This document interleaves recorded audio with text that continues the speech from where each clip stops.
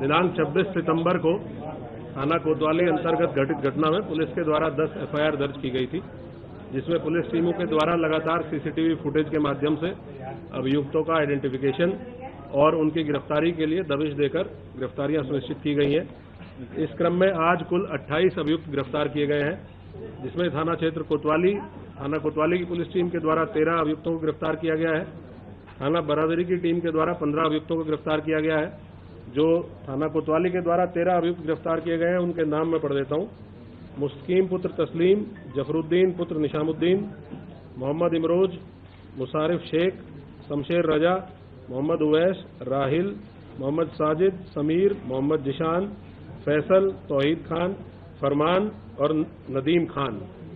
इसके साथ साथ थाना बारादरी टीम के द्वारा 15 अभियुक्तों को गिरफ्तार किया गया है, जिनके नाम है उम्मेद, मुस्तकीम, अरबाज, कलीम, मोबिन, नाजिम रजा खान, मोहसिन, शाकिब, रफीक, जैनुल, तौहीन, फैसल, मोबीन, अरशद और सुभान।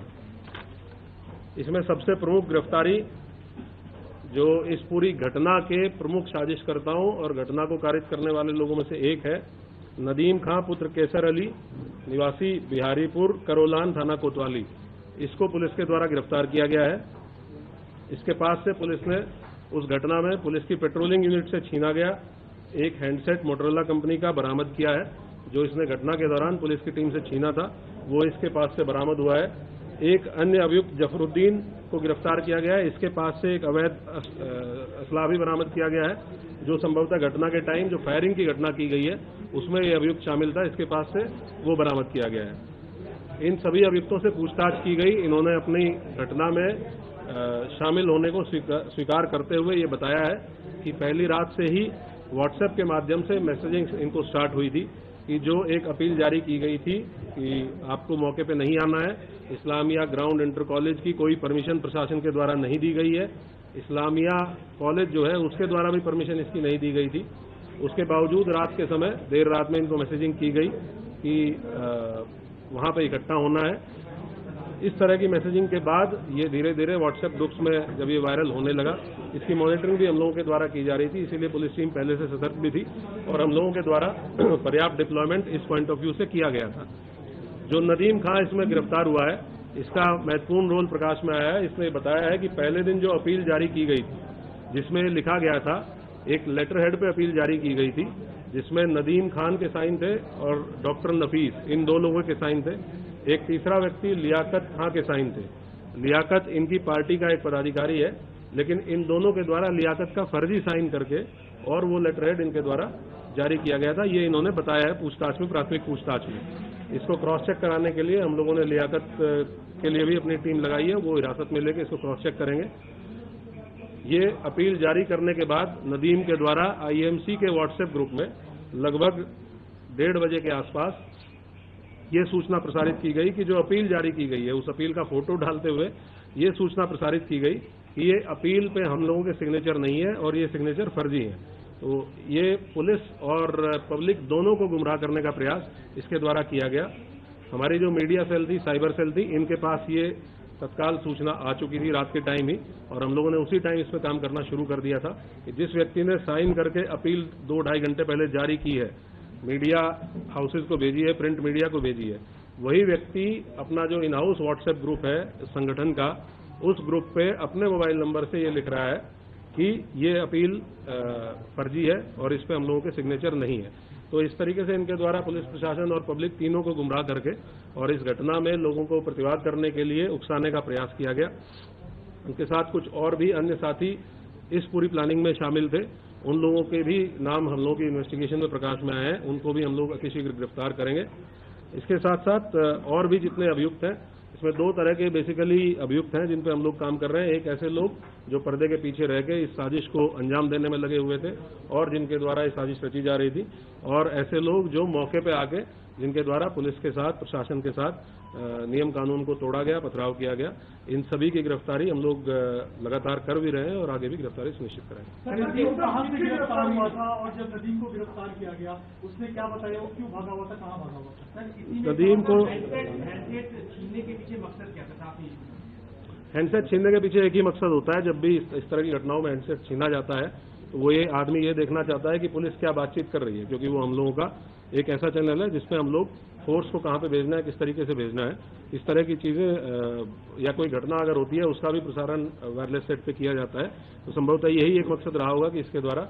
और दूसरा ये भी है कि अगर पुलिस के जो हमारा पेट्रोलिंग यूनिट है उसके पास से हैंडसेट चला जाएगा तो वो पेट्रोलिंग यूनिट फिर कम्युनिकेट नहीं कर पाएगी कंट्रोल रूम के साथ, तो जिससे कि पुलिस का जो अलग अलग पेट्रोलिंग पार्टीज हैं उनको अलग अलग किया जा सके। इसके पीछे संभवतः यही एक मकसद रहा होगा।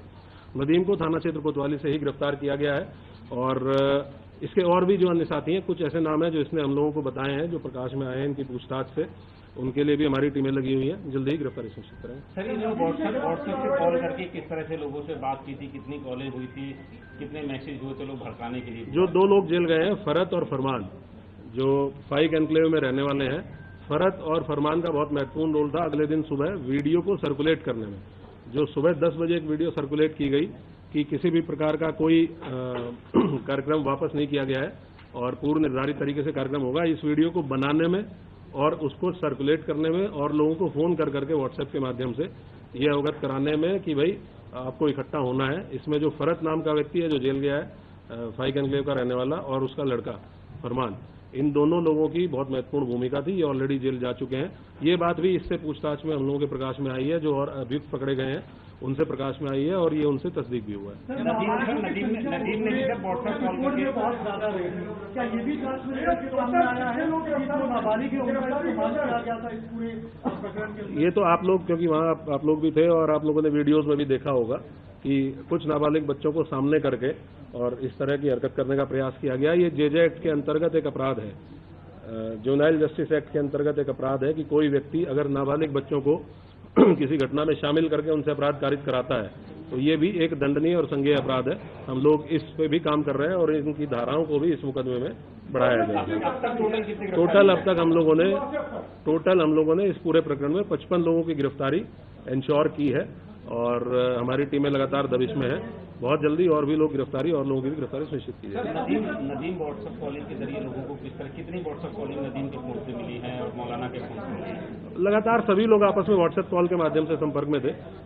संख्या तो यहाँ नहीं बताई जा सकती, लेकिन लगातार पूरी रात लगभग 3 साढ़े 3 बजे तक सभी लोग व्हाट्सएप से एक दूसरे के संपर्क में थे और उसमें ये कंफ्यूजन फैलाए जाने की कोशिश की जा रही थी कि कुछ लोगों को अपील भेजी गई, फिर उन लोगों को ये बताया गया कि अपील फर्जी है। तो ये कंफ्यूजन बेसिकली पब्लिक में क्रिएट करने की कोशिश की गई कि जो अपील जारी की गई थी वो जेन्युइन नहीं है, जबकि वो अपील इन्हीं के द्वारा साइन करके पुलिस प्रशासन को दी गई।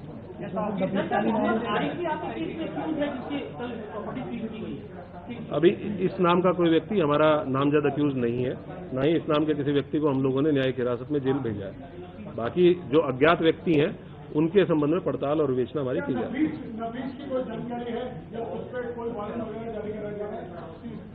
नफीस, जो डॉक्टर नफीस है, उसका रोल इस पूरी घटना में, इस विवेचना में, पूछताछ में भी सामने आया है।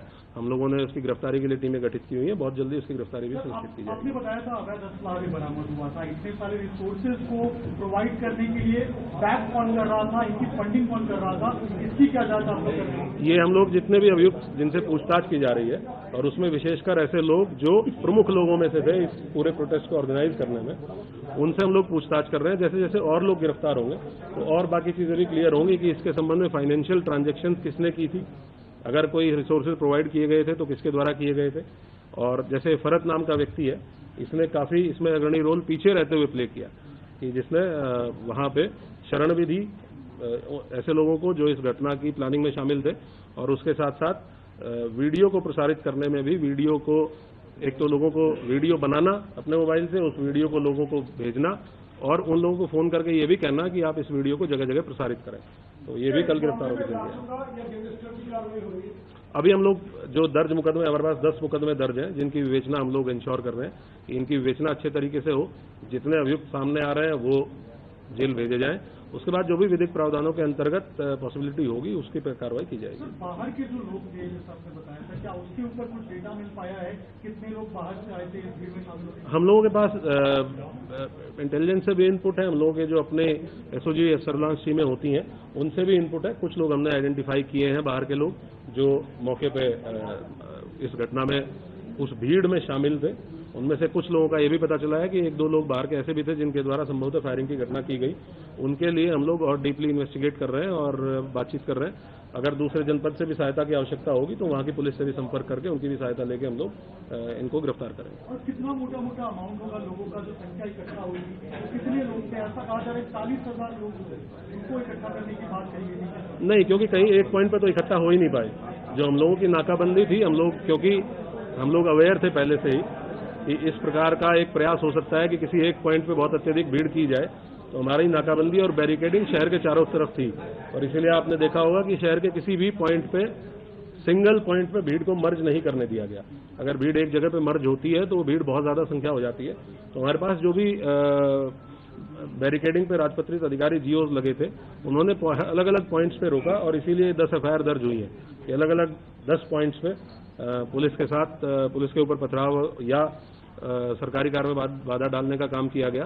तो इसीलिए इन 10 पॉइंट्स पे एफआईआर हुई है। सिंगल पॉइंट कोई ऐसा नहीं था जहां पूरी भीड़ को मर्ज करने को अलाउ करने दिया गया। और हम लोगों को इसलिए बिल्कुल हम लोग दृढ़ संकल्पित थे कि किसी भी कंडीशन में इस भीड़ को हम किसी सेंट्रल पॉइंट पे, चाहे वो इस्लामिया ग्राउंड हो चाहे कोई और अन्य पॉइंट हो, हम सेंट्रल पॉइंट पे इस भीड़ को नहीं पहुंचने देंगे। सर, क्या इन्वेस्टिगेशन में ये भी निकल के सामने है पुलिस को टारगेट किया गया था? पुलिस के जो लोग घायल हुए हैं, क्या किसी जो एफआईआर है उसमें इस बात का मेंशन है कि पुलिस के ऊपर जब पुलिस ने रोका था तो पुलिस को उन्होंने कहा था कि तुम लोग पीछे हट जाओ वरना पहले बहुत बुरा होगा? तो क्या पुलिस को टारगेट करने का इन्होंने प्लान किया था? ऐसा भी क्या इन्वेस्टिगेशन? पुलिस तो विजिबल फेस है ही पुलिस, क्योंकि हर बैरिकेड पे पुलिस लगी हुई है। तो अगर कोई गलत काम करने जा रहा है, कानून तोड़ने जा रहा है, तो पहला फ्रंट पुलिस ही है जो उसको रोकती है।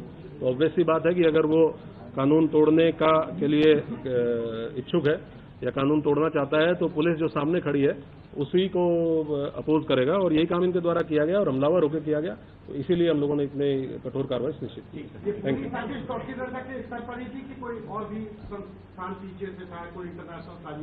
जैसे मैंने आपको बताया कि एक ऑर्गेनाइजेशन के द्वारा एक कॉल दी गई थी, आईएमसी नाम के ऑर्गेनाइजेशन के द्वारा।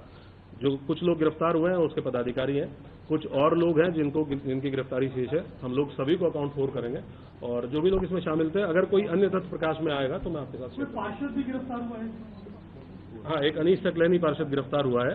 वो भी इनकी पार्टी का एक प्रमुख चेहरा था, अहम चेहरा था।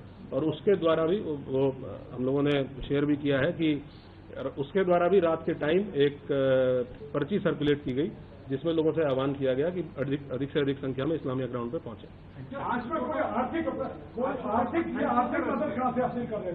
ये तो हम लोग इन्वेस्टिगेट करेंगे और इन्वेस्टिगेशन में जो भी आएगा आपके साथ शेयर करेंगे। 28 लोग टोटल गिरफ्तार किए गए। इसमें 15 है ना कोतवाली में, तो 14